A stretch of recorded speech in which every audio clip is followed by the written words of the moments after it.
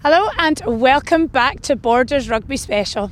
This afternoon we're at Netherdale for the annual Boxing Day Waverley Cup fixture between Gala and Melrose. The Waverley Cup has been contested since 2006 and so far the stats are 7 wins to Melrose, 5 to Gala, 1 draw and 3 cancellations.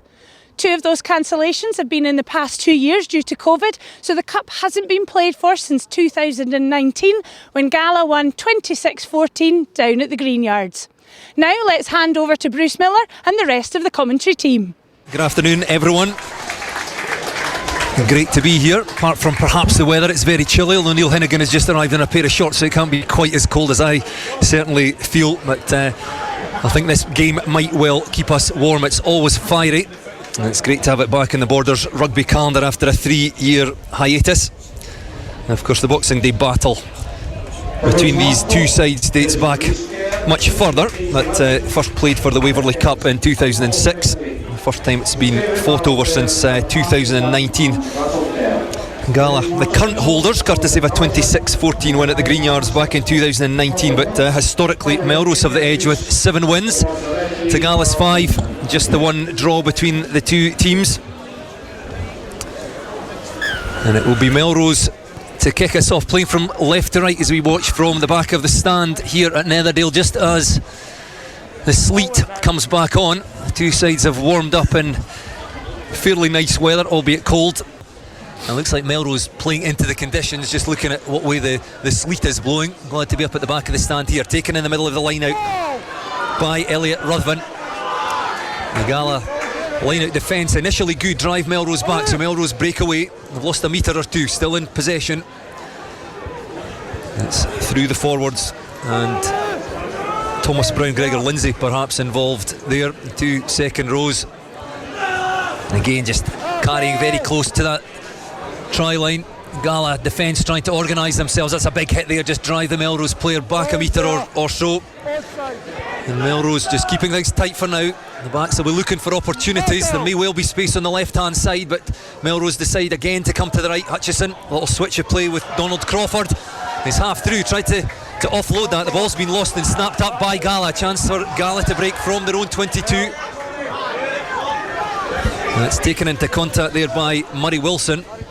And back it goes to Craig Dodds. There's a look up and catches that one. Well, that's a huge kick with the wind behind him, and that will roll all the way into that Melrose 22. It's Archie Pilcher over on that far side, puts boot to ball. Tari Makowski with him. Again, a difficult kick into the wind and makes decent ground. So in it comes Fergus Johnson, a little bit slow in coming back. Right, it goes to Rutherford, and there's Dodds there. Well, no, just a flat pass, in fact, across to Wilson. That's a good carry by the outside centre, takes play into the Melrose 22. First real opportunity for the home side now, fighting their way towards that try line. They're only a metre or 2 short, and back it comes. Craig Dodds in there acting as scrum half, and then taken into contact by the forwards. Then Kyle Scott just to help clear that one out. Fergus Johnson, then back to Glenn McCrum, fighting his way, and he's helped over the try line maybe by Taylor Wilson. They're very, very close. Back it comes again. They go down the blind side. They've got players over, and you can tell with the cry from the crowd there that it's the home side that have gone over. First blood in the Waverley Cup to Gala. It's Gala 5, Melrose 0. Yeah, it's a good finish here. I think it's Scott Pethers that gets over the line, and just nice combination with the forwards and backs. And Craig Dodds, as you mentioned in commentary, Bruce, acting at 9, getting in there and moving the ball a bit quicker, and they've just actually really taken it to Melrose there for the few phases, and they burst them open. Great try. Yeah, pretty simple stuff. Just a bit of power up there from Murray Wilson to begin with. He broke a couple of tackles, then Glenn McCrum broke a couple of tackles, somebody in behind him, and then they just rearranged very quickly, got quick ball, 2 simple passes, and Scott Pethers goes over in the corner. Gala have just done the simple things. They've actually hit the ball at pace rather than standing still, so it's as a guy hitting the ball at pace is making a big difference. Oh, great conversion. Conversion attempt from as far out on that right touchline as Craig Dodds could possibly have been, but the flags went up. Craig Dodds again, a little no-look pass, accurate this time and out into the midfield. Carried into contact by Taylor Wilson, quickly recycled and down the stand side touchline. Gala attack over halfway. In goes Fergus Johnson out to the forwards there.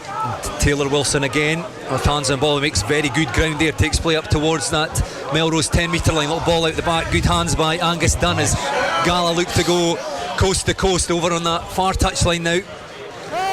Midway between the Melrose 22 and 10 metre line, 22 now, and playing with real intent here, the home side. Still leading 7 points to 0. 24 minutes on the clock here at Netherdale. Again, a hint of a dummy there and pass back inside. And Gala take play up to the Melrose 22, going through the phases now. Craig Dodds puts boot to ball there, and if this bounces up for Scott Peppers, can't get into his hands, but he tries to kick that one, manages to keep it in field, and the ball still anybody's. It's Gala have come up with it, and Glenn McCrum 10 metres out from the Melrose try line, a little bit fortuitously perhaps, but it's still the home side in possession. Jack Eason now the hooker, and again Fergus Johnson just looking for the forwards, finds Angus Dunn, number 8. And the Melrose defence quickly trying to make adjustments because they're a bit short on their right hand side, and Gala now a metre or so away. Angus Dunn again drives towards that try line, driven back by his opposite number Ben McLean. Good defence by Melrose. Out it comes again, squirts out, and Scott Peppers already with one score this afternoon dives towards that try line. The Melrose defence once again knock him back, and the referee a loud blast on the whistle, and in fact another blast because he's going to have a word with one of the Melrose players. But that's good Gala attack. Gala 7, Melrose 0, 26 minutes on the clock, and a great attacking position for Gala, 5 metres out from the Melrose try line on the stand side of the pitch here, and taken cleanly from the throw of Jack Eason in the middle of the line out, and Eason comes round, and that should have been handed to him, but the ball was just dropped. He's done well, the hooker, to pick that one up, and Gala still in possession, not as they intended, but driving again through the forwards towards that Melrose line. They're over the line, the referee's on the spot, awards the try, the second try of the afternoon for Gala, and Gala now lead by 12 points to 0. Jack Eason did a really good job of clearing it up. He stayed on his feet. Then there was just guys bouncing behind him. Made a really good job of simple stuff really again. 1 from 2 conversions, up it goes in the air. This will land around about halfway, and not taken cleanly by Archie Pilcher, the Melrose left winger. He's dropped that one. That was clearly a knock on, but there's a penalty being awarded to Melrose. I'm a little bit confused. I'll have to bring in Iain Herd. I'm going to have to disagree with that. I thought the ball went backwards. I'm not sure what the penalty was for, but I'm pretty sure the ball went backwards. The ball definitely went backwards. Gala are certainly asking him a lot of questions, and indeed Robin Sharp. So, maybe Craig Dodds is, he's clever that way. He's asking the questions, and it's difficult for any winger, never mind a guy that's maybe used to ball in hand, rather his defensive plays. Well, it's Melrose in the attack again. A similar shape from first phase to Gala, that little diamond with the carrier at the front, and then options just to tip it inside or out or pull it out the back, and the referee playing an advantage as Jack Dobie, the Melrose loosehead, carries into contact, just takes play into the Gala 22. The referee saying the Gala not rolling away. Gala will be happy to have 2 tries to their name, the 1 Dodds conversion. However, the gap has been narrowed by Struan Hutchison, and Fergus Johnson again just marshalling the troops, gets a little pod of 3 forwards, just play on or around that Melrose 22, and then a little break there by Fergus Johnson. It was the line by Jack Eason, and I think the Melrose defence bought that and followed the hooker and just opened up the gap for the Gala scrum half, and that's got Gala to within 8 or 9 metres of the Melrose try line. 12 points to 3 they lead. 7 minutes left in the first half in the Waverley Cup here.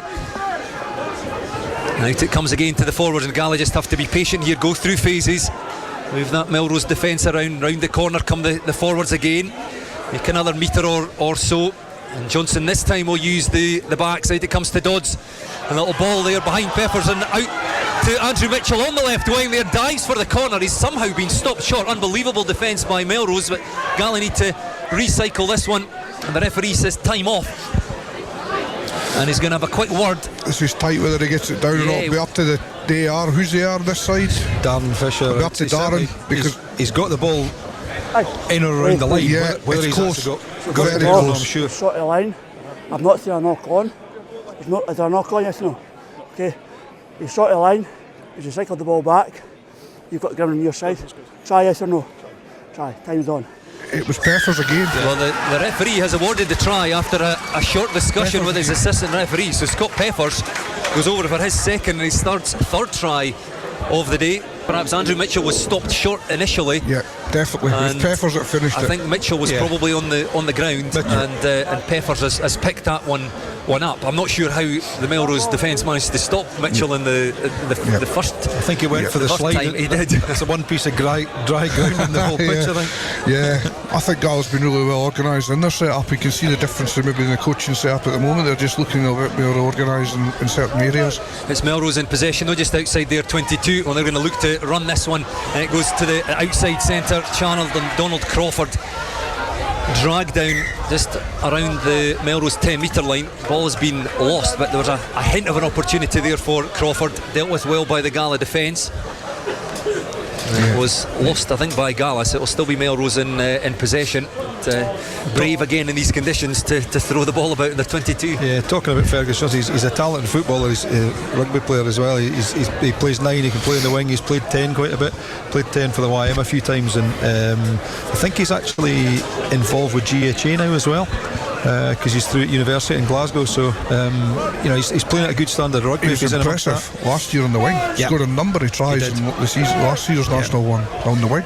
So multi-talented guy. Well, he's standing alongside Ewan Lindsay, his opposite number now at the scrum, and Melrose have been driven off that ball by an absolutely dominant Gala pack, and the referee Gordon Glashan awards the penalty to Gala. The scrums have been fairly eeksy-peeksy in the early stages. If anything, Gala looked like they were maybe going to gain a bit of dominance, but nothing like that. So Craig Dodd's lining up a penalty. He's 50 metres in from the stand side touchline. This will be getting on for 40 metres on the angle there. Catches it nicely, and that comes back off the posts there, and eventually snapped up by, I think, Elliot Ruthven, but knocked on, and so of course picked up by a Melrose player. So there's a penalty awarded to Gala, and this time they're not opting to take the easy kick. They've tapped, and they're going to play this one, and they're now about 6 metres away from the Melrose try line. 17 points to 3 they lead. 43 minutes showing on the clock here. Can Gala get another one? Their fourth try as we approach half time here. The referee on the spot. Again, this Melrose defence defending the further lives here. They will not want to go any further behind. That's a big hit comes in there by Melrose, dislodges the ball. It bounces back on the Melrose side, and I think they will look to just turn around and kick this one back, and a little bit scrappy. That could have gone horribly wrong, but the referee does blow for half time. Highly entertaining half of rugby here in the Waverley Cup at Netherdale as the snow comes on once again. The half time score, Gala 17, Melrose 3.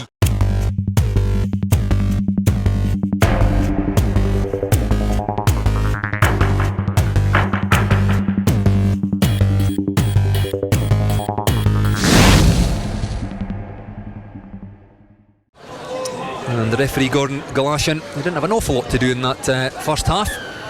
Blows his whistle, tells the Gala players to make sure they stay on side, and Craig Dodds, no surprise, sends that one as long as he can into the Melrose 22.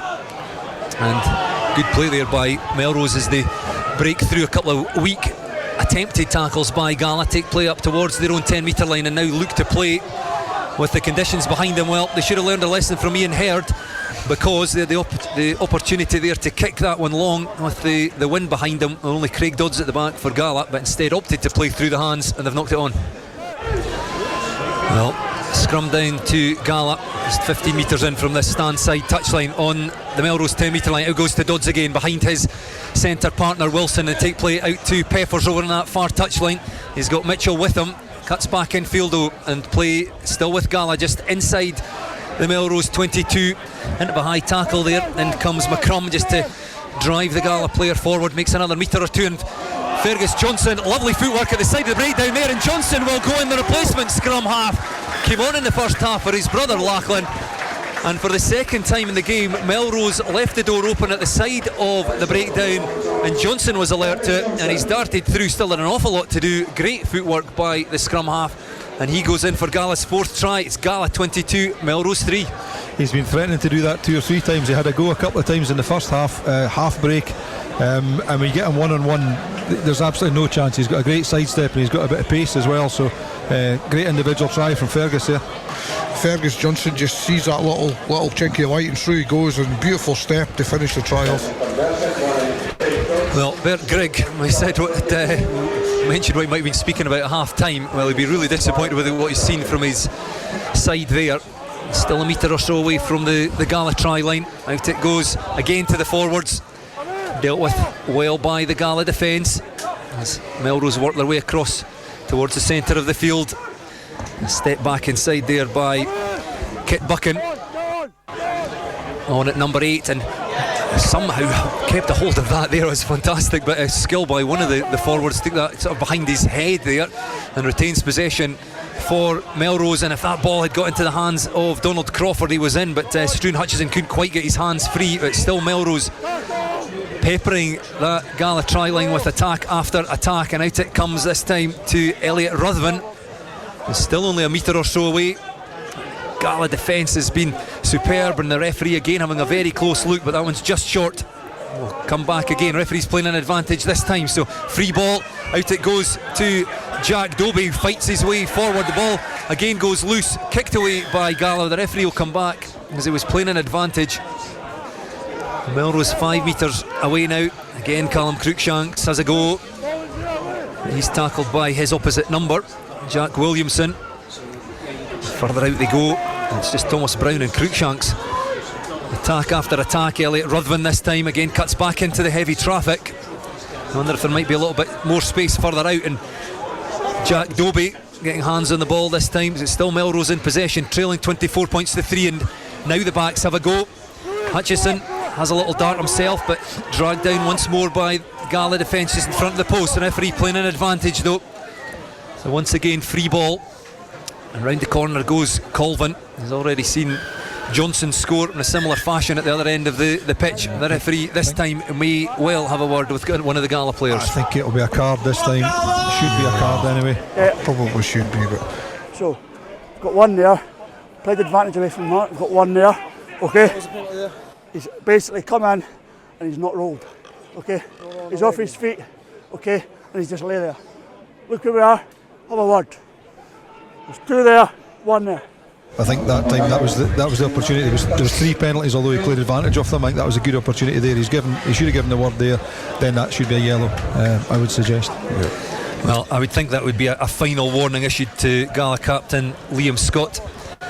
Also got some treatment to, I think, one of the Gala players just, and the end goal. In fact, no, it's one of the Melrose players, and it's maybe Archie Pilcher. I'm just trying to work out who it is, but either way, back to the action. And Dobie again, he's certainly electric when he carries the ball, but he's knocked back, and Melrose again have just lost a metre or 2. That Gala defence strung across their own 5 metre line, desperately trying to keep Melrose out of this one. It's about 5 minutes that Melrose have been down in this area of the field. 10 minutes played the second half, and you can tell, I've no doubt, from the cheers from this Gala crowd, the Netherdale stand absolutely filled here. Have managed to turn that one over. Got hands on the ball there. Melrose player guilty of not releasing, and a chance for the home side to clear their lines. I think Gala are fortunate to get a yellow there. However, their defence has been outstanding, and that was real meaningfulness in that, and you saw the way they celebrated, and they deserve the turnover just through their sheer gutsiness of their defence. They'll be disappointed in that kick by Craig Dodds, though. It kind of wobbled a bit and hasn't found touch. He was trying to maybe just take a bit too much there, and that might work for him actually, because that's a loose kick. Was that Bruce Colvin, I think, has kicked that, and it's gone right over the dead ball line, so we'll come all the way back here. But it's a good throw into the line out by who was the number 8, Ben McLean, now playing hooker for Melrose. He comes round and gets his hands on the ball there at the back of that driving line out for Melrose, going a little bit cross field, but they're certainly making ground towards the Gala 22, and still keeping its shape. Enough to break away now, and broke the wrong way for me because it turned away to the left, but that's a good carry there by Ben McLean. So it's Melrose then inside that Gala 22, unable to make anything of their opportunities so far. The clock ticking down. Played 16 minutes in this second half of the Waverley Cup, and if Melrose are going to get themselves back in this one, you feel they've got to strike very soon. There's the potential for penalty try and yellow card as well. or at least a yellow card. Well, and it comes and taken cleanly. So we've got the first part of the equation right, have Melrose, and again that driving line out looking very solid, inching towards that Gala try line. This will be very difficult for the Gala pack to stop this time. They managed to slow it down, but they can only be a metre or so away, and they plunge over the try line. The referee on the spot, and his arm goes in the air, and Melrose do get themselves the try. That'll be the hooker. I think Ben McLean at the back, who he started the game at number 8 but is now playing hooker. He did well initially with his throw into the line out, taken cleanly, and then got his hands on the back of the ball at the back of the maul, and has gone over. The way the conditions are, if Struan Hutchison could keep punting them forward and asking and getting them into positions, there's no reason why they can't keep striking from them. But that's not maybe Melrose. They like to enjoy throwing it about. It is, there's no league points at stake, but to get back out of this one, I would think if they keep to that, this could get tight. Well, the conversion comes back off the post there, so unable to add the extra. So it's Gala 24, Melrose 8 as we approach the midway point in the second half. Still 24-8. Feeling this could be the game for Gala if they could get themselves across here. So another crack at it, 5 metres out with a line out. Again taken cleanly in the middle, get their maul well formed. Melrose once again drive them a metre or so back. I'll force Gala to try and go down that blind side. And Melrose got hands on this, I think. In fact, they may well manage to turn this one over. I think the referee have a very close look here, but I'm not sure that Gala are going to get this one out. They do not. So good work there by the Melrose defence. Well, it is the Waverley Cup, and as you would expect, right on cue. we've got a little bit of handbags, nothing too serious there. Nothing we've not seen before in these annual boxing. I think that's why it's called Boxing Day, is it not? It's named after this clash. I don't think there's a lot in it. It's just a bit of handbags, yeah. Dodds just drops it off to his centre partner Murray Wilson. So it's Gala in possession, centre field. Johnson gives it to his captain Liam Scott there ahead of the pod of 3 forwards. Again skips over a player, Johnson, and out to his half-back partner Harris Rutherford. Finds Andrew Mitchell looking for work now, trying to keep himself warm. The forwards now massing to the left there. Good work by Kyle Scott, crashes into contact, helped by Liam Scott. And Melrose trying to keep this one up, but Gala get that to deck. Ball very slow and coming back. The referee though saying illegally, not rolling away, and Fergus Johnson not hanging about here. He's already scored one, showing how dangerous he is. Lovely offload there to Scott Peppers, bursts into the line, into the 22 here and dragged down. Melrose defence now having to work once again, and Fergus Johnson for about the third time finds space at the side of the Melrose breakdown, and Gala only 5 metres away from the Melrose try line now. Good tackle by Ben McLean, playing at hooker now, started at 8 for Melrose. And Melrose cannot afford to concede here. 13 minutes left on the clock, and skipped through a tackle there by Glenn McCrum, the big Gala number 5. Gala once again just a metre or so away with the blast and the whistle from the referee. Quick tap, they don't even go for the line out. Fergus Johnson, I should say, apologies. And that ball, has it been lost? It's he was maybe just a little bit too clever there. Decided not to go for the line out. Quick tap, and they've lost that one. But Melrose now trying to play from behind their own try line. I assume they still have an advantage from that, maybe the knock on. They're taking their lives in their hands here, and Hutchison hurries that one away, but he's not found a touch taken by Ben Gill, who we've not seen an awful lot of, finds his standoff Harris Rutherford. A big hit there by Melrose, and they're now in the attack, take play up towards halfway there. Some big defence from both sides, bodies piling into contact there, but it is Melrose in possession on their own 10 metre line, and the Gala defence rather fractured here. They were attacking on the Melrose try line about 30 seconds or so ago. They'll come back trying to reorganise themselves. The biggest cheer of the day as the referee gets knocked over, and away goes Craig Dodds, chased all the way, kicks that one through into the Melrose 22. Back go Melrose, the ball goes loose, it's been snapped up there. Brilliant hands by the Gala outside centre, and a comedy of errors there. I mean, that started with a quick tap by Fergus Johnson on the Melrose try line. It was turned over, it was sent long. So back to the action. Melrose have kicked to the corner, so they'll throw into the line out. And again, find their man in the middle. Ball essentially handed over to the hooker there, Ben McLean. And Melrose again 4 or 5 metres away from that Gala try line. The Gala defence not quite so solid on this occasion, but they do keep Melrose out. Referee again playing an advantage, so a chance for Melrose to add to their tally of 8 points. And there's space out on the left hand side, but not needed, because over goes Stuart Hutchison. The standoff, and just caught the Gala defence napping there. I think expecting them to play through the forwards. Went wide more quickly, and there was a gap for Hutchison to go over, and they realised that time was short, not hanging about there. They've just stuck over that conversion. So the second try of the afternoon for Melrose. Hutchison converted by the same man to add to Ben McLean's earlier effort. 5 tries so far for Gala, so they lead 29 points to 15 with 5 minutes left on the clock, and that's a loose pass there. It's been snapped up by Gill, the Gala winger, and great offload there to stand off. Can't quite get over Harris Rutherford, but it's Gala who reply very quickly. They're a metre or so away from that Melrose try line, just conceded. Can they score again at the other end? The referee on the spot, he's on the wrong side there, but the Melrose defence again very tight to that breakdown. Gala are over. He has awarded the try. Gala have got themselves over. Try given. I think the last 2 tries Gala have scored have come off the back of interceptions just through Melrose forcing play, and Gala have just been on them. They deserve it, Gala. They deserve the bit of luck they've had there, and that's a lovely kick. Yeah, well, Harris Rutherford taking on kicking duties from Craig Dodds, who'd kicked his first conversion, but then missed a couple, got one other, but Rutherford makes no mistake with a difficult kick, and we've got 2.5 minutes left to play in this one. Can be taken cleanly from the restart by Glenn McCrum, but no knock on. His captain Liam Scott snaps this one up. He's driven back in the tackle, but managed to offload there, and Douglas Weir sends that one long, snapped up by Kit Buchan, who charges up over halfway. That's a great carry and a good tackle in the end, I think, by Jack Eason.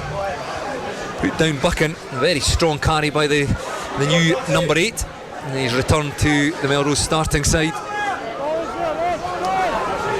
And it's Melrose in possession over on the far side on that Gala 10 metre line. The referee says Gala not rolling away, so a penalty to Melrose not hanging about. Good little bit of footwork there by one of the Melrose front rowers. Skips through the tackle and makes another metre or so, and out it comes to Thomas Brown. Again carries for Melrose, a line by Kit Buchan, but Melrose play behind him, and working their way up towards that Gala 22, and at scrum half there goes Struan Hutchison. Again hits coming in from that Gala defence. That's been juggled there, can't be taken by Elliot Compton. And it's Gala with turnover ball outside the 22, and nobody at the back there for Melrose other than Bruce Colvin has to scurry across, and it's a good chase by the Gala players. Harris Rutherford on the spot, but Colvin's managed to tidy that one up initially, but just on his own side of that Melrose 10 metre line. Again, a couple of big carries by these Melrose replacements. Buchan getting involved in the game then. A nice line by Ben McLean, allow the Melrose backs to once again play behind him. In go the hands there from Liam Scott. You heard in the build-up, talking about Liam Scott, a real expert at the breakdown, and he gets his hands on the ball now as Gala go quickly from the penalty. A hint of a knock on there. I thought he had dropped that, but the referee says no. Appeals from the Melrose players to Grant Denham. They are on this side. The referee going back now. He stuck his hand in his pocket, and I think one of the Melrose players is going to get a yellow card here. Interesting, a great tap tackle there by Fraser Wilson there to set everything up. I mean, at the end of the day, it's he stopped the guy going from inside 10 metres. My question mark would be, there's probably been more opportunities to give yellow cards that would have changed play in the 22s. I'm not so sure that's desperately needed. It's probably right, but I'm not sure it's really needed. Just organising themselves. It looks like it'll be Fraser Wilson ahead of a group of 3 forwards. The referee again scurrying across him in a very close look as Gala a metre or so away. A little tip on pass there by Liam Scott to his second row Fraser Wilson, but he's driven back by that Melrose defence and dislodged the ball. It's Melrose now in possession, trying to clear their lines here. Kicked over the top. I don't know it's going to find a touch, so depending on the bounce here, that could well work And it does indeed by Keith Young, and managed to offload the ball in the tackle there to Liam Scott, who darts away, goes over in the corner, up goes the referee's arm, and Gala do manage to add their 7th try. A little bit untidy by Melrose as they kicked that one, having turned it over close to their own try line, but all they did was find Keith Young, and good footwork, and in the tackle managed to offload to his captain Liam Scott in the 7 jersey, and he's certainly one of the quicker forwards on the field today. Yeah. He's got himself over in the corner. If anyone deserves a try, it's Liam Scott. He's warriored all day. He's stuck to his task. He does what he does well. He sticks to that. It's been an interesting one. Obviously I didn't see the result, or didn't see the game at Melrose, and you just look at this and think how could Melrose have put 60 points on Gala that day. It's just like a completely different outcome.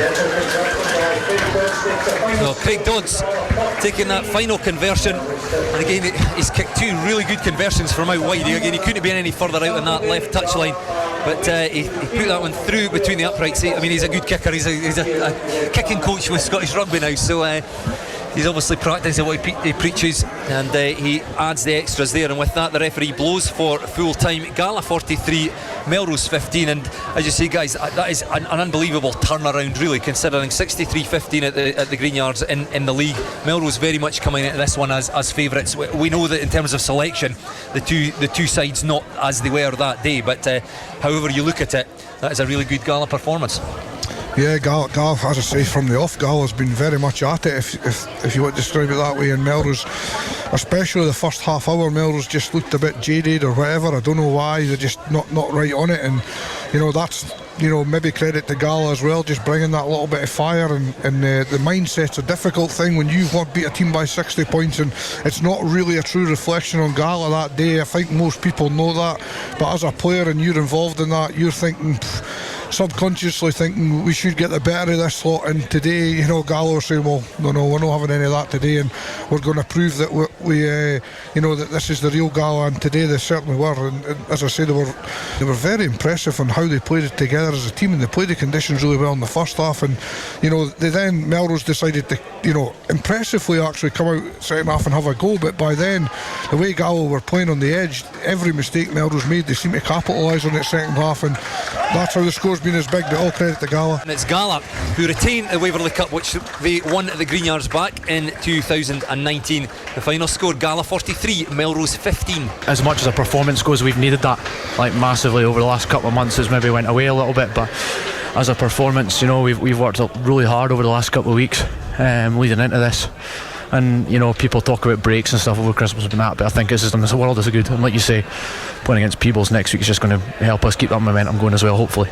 I mean, what's that like in the dressing room now? You've had 3 very heavy defeats, you come back here, I mean, fantastic for confidence. Absolutely, and listen, Stevie Scott's been in helping us, and he's brought a little bit of buzz around training. He's got good knowledge around what he's trying to do, worked with international teams, so listen, he's brought a lot of buzz, a lot of detail in what we're trying to get, but ultimately trying to play for that jersey again, which we've maybe lost a little bit and got complacent around. And of course, Gala closing the gap in the Waverley Cup stakes, 7-6 to Melrose now, 1 drawn. It's always a good competitive game, isn't it?